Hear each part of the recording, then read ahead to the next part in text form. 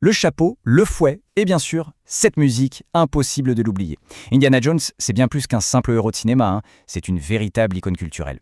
Alors aujourd'hui, on va se pencher sur ce phénomène, on va essayer de décortiquer le mythe pour comprendre ce qui fait que même plus de 40 ans après sa création, l'aventure nous fascine toujours autant. Et d'ailleurs, qui de mieux placé qu'Harrison Ford lui-même pour parler de cet impact? En 2016, il a lâché cette petite phrase. « Cette foutue musique me suit partout ». Faut imaginer la scène. Il arrive à un gala et là, bam, l'orchestre se met à jouer le thème d'Indy. Sa réaction, un mélange de « oh non, pas encore » et de sourire en coin, c'est juste parfait. Ça montre bien qu'on n'échappe pas à Indiana Jones, même quand on est Indiana Jones. Alors, avant de devenir ce monument qu'on connaît, Indiana Jones, au départ, c'était juste une idée. Et on va voir que sa création, c'est un drôle de mélange entre le génie de ses créateurs et une suite de hasards assez dingue.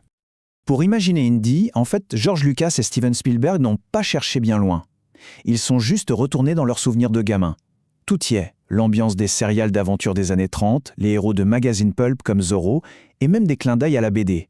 Spielberg a lui-même avoué que les histoires de l'oncle Picsou par Karl Barks, c'était une énorme source d'inspiration. En gros, Indy, c'est une sorte de best-of de la culture populaire de leur jeunesse. Un concentré de pure nostalgie. Et le nom Indiana. Alors ça, c'est une histoire géniale. Ça vient tout bêtement du chien de George Lucas. Oui, son chien, un malamute d'Alaska qui s'appelait Indiana. À la base, le personnage devait s'appeler Indiana Smith. Mais Spielberg a dit non, Smith c'est trop banal. Jones, ça claque plus. Et le plus fou, c'est que cette petite anecdote personnelle, ils l'ont carrément intégrée au scénario de La Dernière Croisade dans une scène devenue culte. C'est du génie. Ensuite, il y a le look. Chaque détail est iconique et raconte quelque chose. Le fedora, hérité d'un mentor. Le blouson de cuir, on sent qu'il a vécu 1000 aventures. Et le fouet, bien sûr, ce n'est pas juste une arme, c'est un outil, le prolongement de son intelligence. Même la petite cicatrice qu'il a au menton, elle a une histoire, un accident de jeunesse, avec un fouet, évidemment.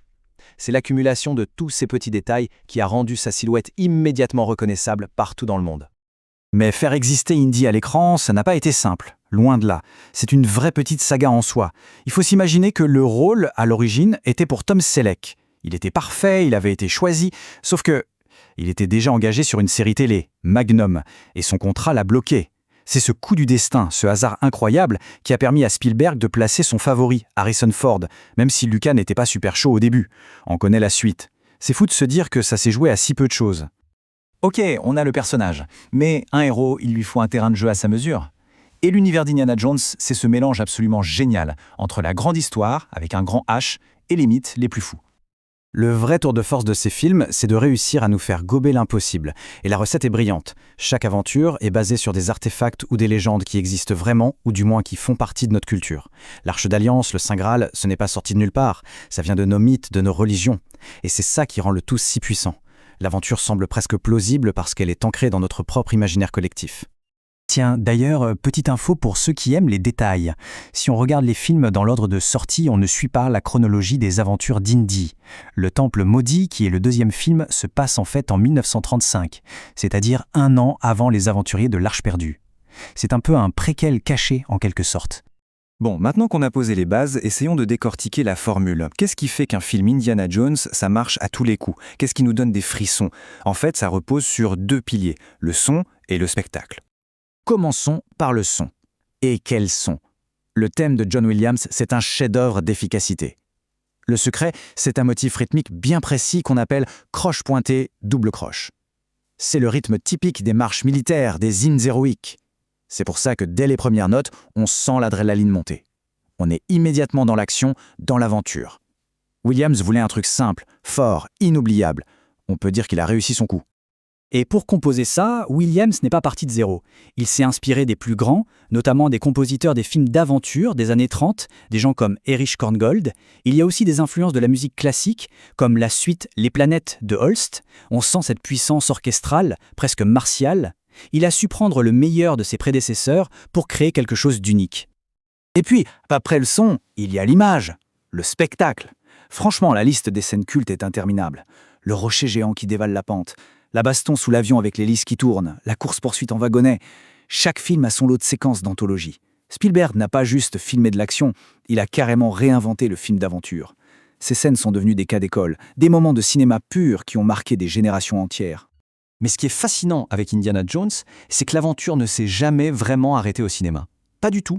Le personnage est devenu si populaire qu'il a très vite débordé du grand écran pour envahir tout le reste. Pendant des années et des années, on a pu continuer de suivre ses péripéties.